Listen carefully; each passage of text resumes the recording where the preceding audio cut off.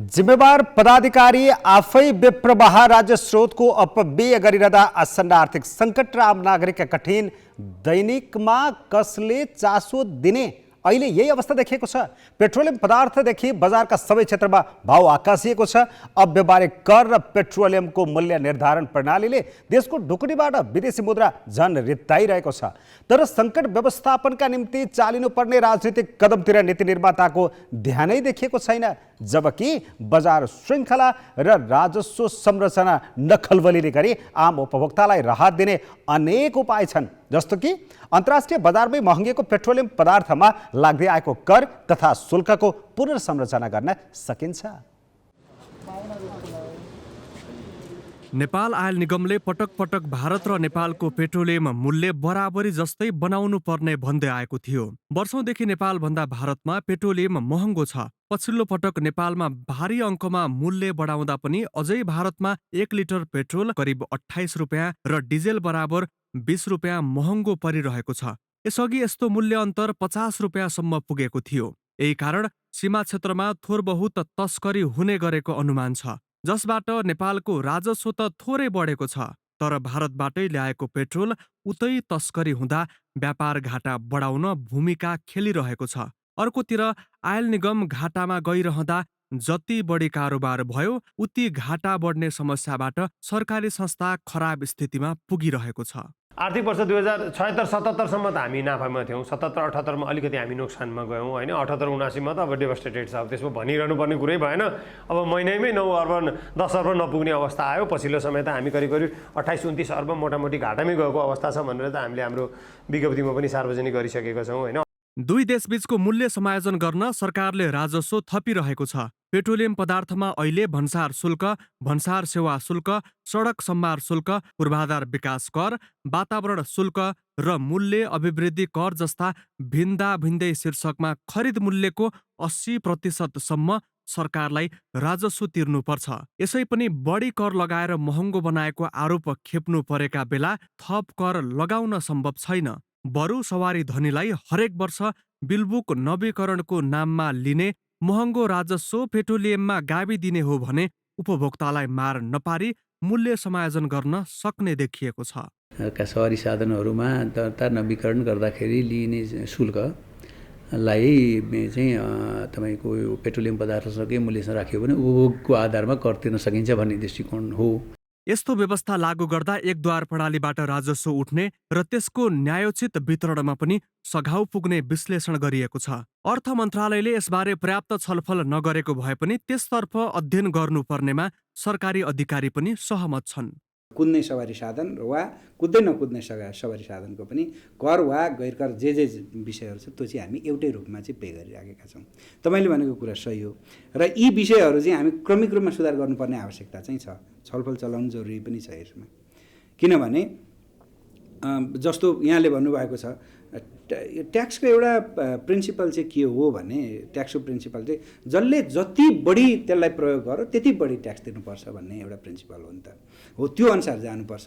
यो बारेमा चाहिँ अब कर प्रशासनमा अथवा यो नीति नियम गर्दाखेरि यी विषयहरूलाई जरुर उठाउनु पर्ने आवश्यकता छ। अहिले 3 तहको शासकीय संरचनामा राजस्वको बाँडफाँड गरिदिने जिम्मेवारी पाएको राष्ट्रिय प्राकृतिक स्रोत तथा वित्त आयोगले पनि सरकारले राजस्वको ढाँचा बदल्न चाहेमा आफू पुनरावलोकन गर्नको लागि तयार रहेको बताएको छ। व्यवस्था अनुसार भन्नुपर्दाखेरि राजस्व बाँडफाँडको हकमा आयोगले एकपटक सिफारिस गरिसकेपछि त्यो सिफारिस चाहिँ 5 वर्षसम्मको लागि मान्ने हुन्छ र त्यो 5 वर्षको अवधि बिचमै नेपाल सरकारले चाहिँ यसमा पुनरावलोकन गरिदिनु पर्यो भनेर अनुरोध गरेको अवस्थामा र त्यो पुनरावलोकनको लागि नेपाल सरकारले गरेको अनुरोध आयोगलाई उपयुक्त लागेमा आयोगले त्यो 5 वर्ष बिचमा एकपटक त्यसमा चाहिँ पुनरावलोकन पनि गर्न सक्ने अवस्था छ।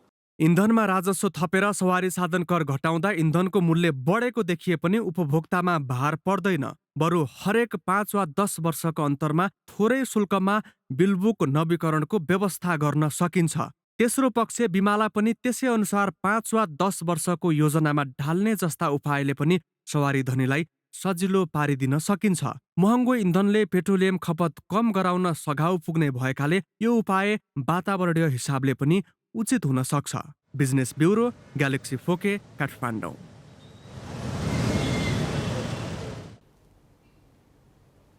एकात्मक संरचनामा राज्यले सवारी साधन किनेर राखे बापत पनि सरकारले जनतासँग कर लिन्थ्यो। त्यसबेला सबै किसिमका कर केन्द्र सरकारले नै लिने भए पनि संघीयता कार्यान्वयनपछि सवारी साधनको बिल बुक नवीकरण गरेर राजस्व लगाउने अधिकार प्रदेशलाई दिइयो।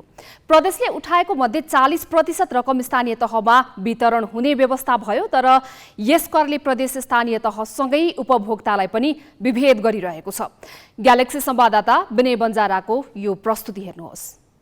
यदि तपाईँले संसारको सबैभन्दा खतरनाक र महँगो राइफल वा पिस्तोल घरमा राख्नुभयो भने सुरुमा 6000 र हरेक वर्ष 4000 रुपियाँ राजस्व तिरे पुग्छ।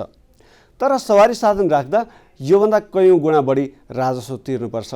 बागमती प्रदेशमा 2 पाङ्ग्रे सवारीमा वार्षिक 2800 देखि 30,000 सम्म र 4 पाङ्ग्रेमा 21,000 देखि 58,400 रुपियाँसम्म सवारी साधन कर तिर्नुपर्ने व्यवस्था छ।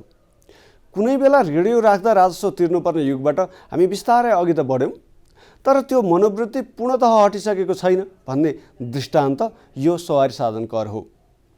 यो व्यवस्थाले प्रदेश तथा स्थानीय तहका सरकारलाई नै विभेद गरिरहेको छ।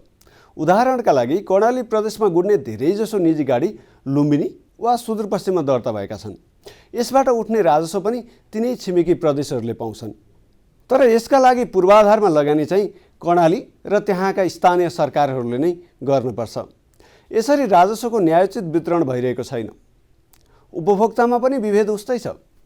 मानव 2 जना व्यक्तिले उस्तै गाडी वा मोटरसाइकल किने, त्यसमध्ये एकजनाले घरमै थन्क्यायो, अर्कोले हरेक दिन 200 किलोमिटर गुडाइरह्यो र राज्यको अनुदान समेत पाउने तेल खपत गरेर प्रदूषण पनि बढाइरह्यो भने पनि ती दुवैजनाले बराबर कर तिर्नुपर्छ।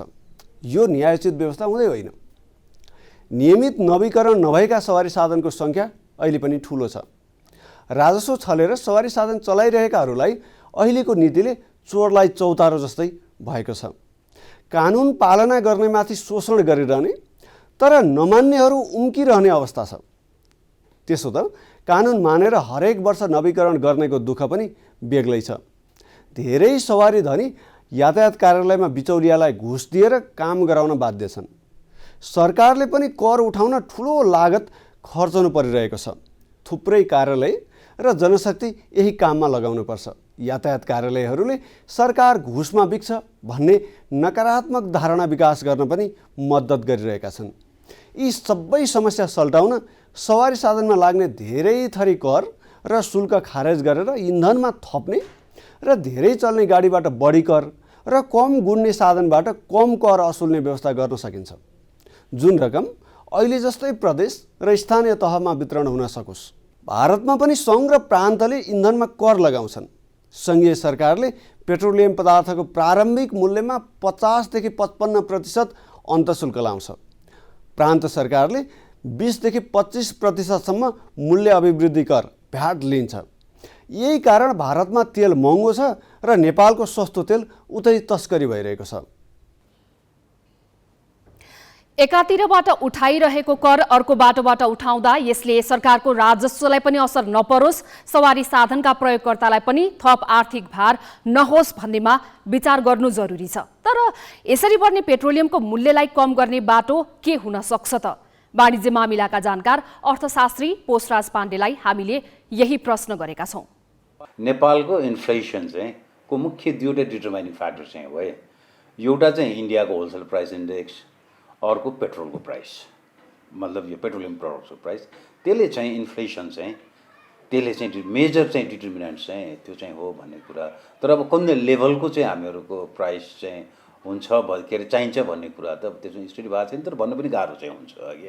हामीहरूको कस्टमरलाई हामी राइट प्राइस चाहिँ हामी दिने हो भनेदेखि एउटा त ती बोर्डरमा हामीहरूको अलि सेक्युरिटी टाइट कन्ट्रोल चाहिँ त्यहाँ हुनु पऱ्यो। अनि अर्को आयल निगमको जुन मोनोपोली चाहिँ छ त्यसलाई ब्रेक गर्नु पर्यो।